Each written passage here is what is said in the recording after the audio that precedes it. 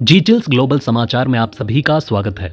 बांग्लादेश ने हाल ही में भारत के स्वाभिमान के साथ एक ऐसा खिलवाड़ किया है जिसे देखकर पूरा भारत भड़क उठा है। माना जा रहा है कि अब बांग्लादेश के खिलाफ बदले की कार्यवाही हो सकती है। हालांकि बांग्लादेश की तरफ से माफी भी मांगी गई, लेकिन अब पानी सर के ऊपर से निकल रहा है। बांग्लादेश ने एक बार फिर से 1971 के घाव पर नमक छिड़क दिया है और भारतीय सेना की इज्जत के साथ खिलवाड़ कर दिया। लग रहा है कि अब बांग्लादेश में एक बार फिर से अमेरिका और रूस के बीच युद्ध भड़क सकता है। सब कुछ जानेंगे बेहद विस्तार से, लेकिन आगे बढ़ने से पहले आप सभी के लाइक और कमेंट के लिए दिल से शुक्रिया। इस वीडियो के लिए एम करते हैं 1000 लाइक्स। देखिए, अब यह साफ हो चुका है कि बांग्लादेश में दंगा भड़काने वाले कोई छात्र नहीं थे, बल्कि वो पूरी तरह से पाकिस्तान और अमेरिका के इशारे पर खूंखार भेड़िए बन गए थे। अब भारत और रूस की तरफ से जवाबी कार्यवाही की जा सकती है, क्योंकि बांग्लादेश के दंगाई छात्रों ने भारत और रूस के घाव पर नमक छिड़क दिया। बांग्लादेश में जो हो रहा है उसे देखकर भारत और रूस बेहद दुखी थे, लेकिन इसी बीच अब तक का सबसे घिनौना काम कर दिया गया, जिसके बाद माहौल बिगड़ सकता है। बांग्लादेश में तख्तापलट के बाद स्थिति अब भी गंभीर बनी हुई है। अलग अलग इलाकों में हिंसा की खबरें आ रही हैं, जिनमें ऐसी घटनाएं शामिल हैं जो किसी भी देशभक्त बांग्लादेशी को दुखी कर देंगी। हाल ही में दंगाइयों ने मुजीबनगर में 1971 के शहीद स्मारक स्थल पर स्थित कई मूर्तियों को तोड़ दिया, लेकिन इस स्मारक स्थल से भारत की भावनात्मक रिश्ते जुड़े हैं। दंगाइयों ने सीधे उस पर चोट किया है। इसी कारण भारत अब भड़क सकता है। भारत के साथ साथ जो लोग बांग्लादेश को प्रेम करते हैं, वो सभी दंगाइयों की इस हरकत से बेहद नाराज हैं। उन्हें अब धीरे धीरे समझ आ रहा है कि ये छात्र नहीं बल्कि पाकिस्तान और अमेरिका द्वारा फंडेड खूंखार आतंकवादी हैं। बांग्लादेश के लोगों को अब धीरे धीरे सच्चाई का पता चल रहा है। आपको बता दें कि मुजीबनगर के इस स्मारक स्थल में वो स्मारक भी शामिल है जिसमें 1971 की जंग में पाकिस्तान की हार और भारतीय सेना के सामने पाकिस्तानी सेना के आत्मसमर्पण का दृश्य दिखाया गया था। ये एक ऐसा दृश्य है जिसे देखकर पाकिस्तान और अमेरिका हर बार घबरा जाते हैं। यह दृश्य दर्शाता है कि भारत और रूस ने मिलकर कैसे पाकिस्तान, ब्रिटेन और अमेरिका की नापाक कोशिशों को नाकाम किया था। उस समय अमेरिका ने पाकिस्तान की मदद की थी। इसके बावजूद भी अमेरिका पाकिस्तान की हार हो गई, लेकिन आज उसी हार का बदला अमेरिका ले रहा है। उसने न केवल बांग्लादेश की सरकार गिरा दी, 500 छात्रों को मरवा दिया, बल्कि अब 1971 जंग में मिली हार का भी नामो निशान मिटा रहा है। अमेरिका और बांग्लादेश के इस हरकत को देखकर भारत भड़क सकता है।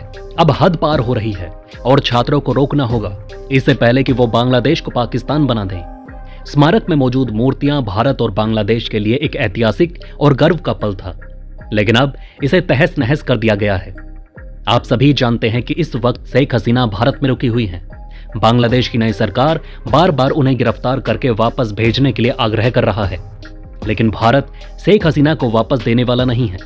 इसी कारण बांग्लादेश में आक्रोश देखा जा रहा है और भारत से जुड़े तमाम स्मारक को मिटाया जा रहा है। यह सीधे तौर पर भारत के स्वाभिमान पर चोट है, जिसकी रक्षा के लिए भारतीय सेना को अब कुछ करना ही होगा।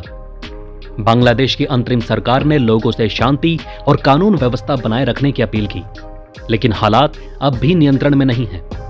इसी बीच भारतीय कांग्रेस के सांसद शशि थरूर ने बांग्लादेश में हो रही घटनाओं पर चिंता जताई।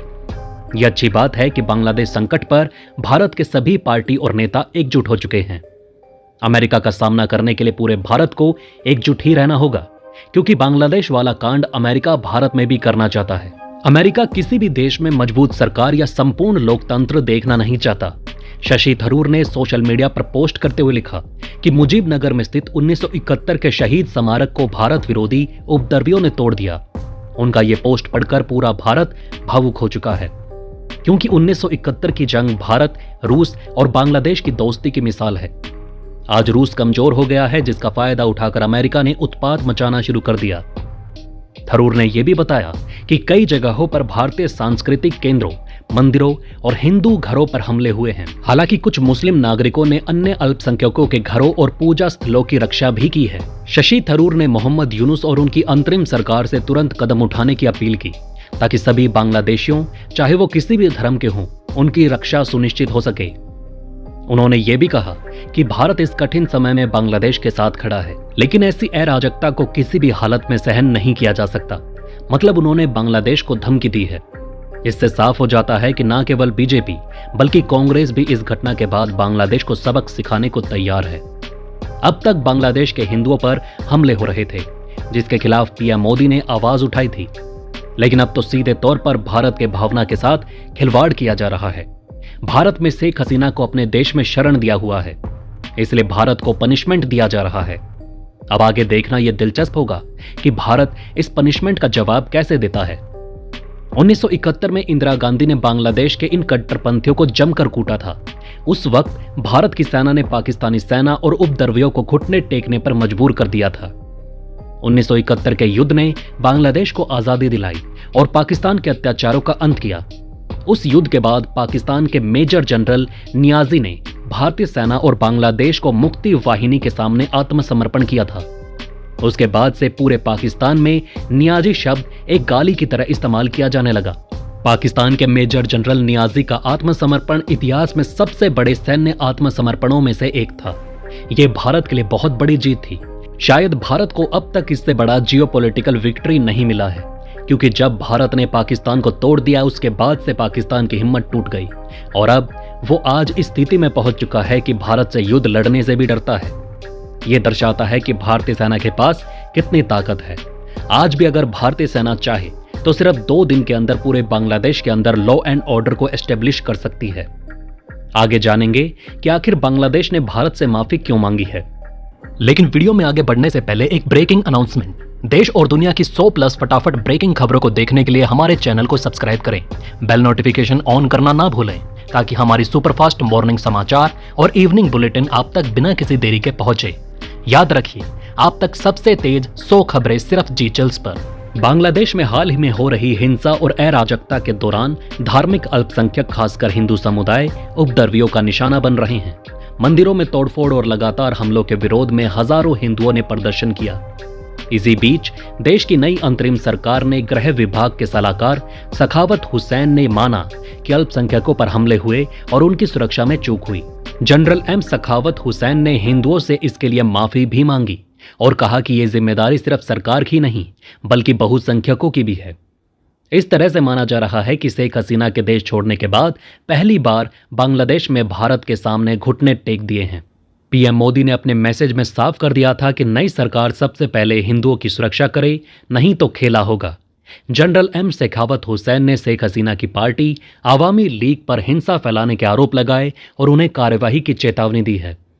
लेकिन ये जनरल उन आतंकी छात्रों के खिलाफ एक शब्द भी नहीं बोल रहा जिन्होंने सचमुच में दंगा भड़काया है और हिंदुओं के खिलाफ जघन्य अपराध किए। शेख हसीना के इस्तीफे के बाद मोहम्मद यूनुस के नेतृत्व में एक नई अंतरिम सरकार बनी। यूनुस ने भी हिंसा पर चिंता जताई और देशवासियों से शांति बनाए रखने की अपील की। हालांकि बांग्लादेश में स्थिति अब भी तनावपूर्ण बनी हुई है और हिंसा की खबरें लगातार आ रही हैं।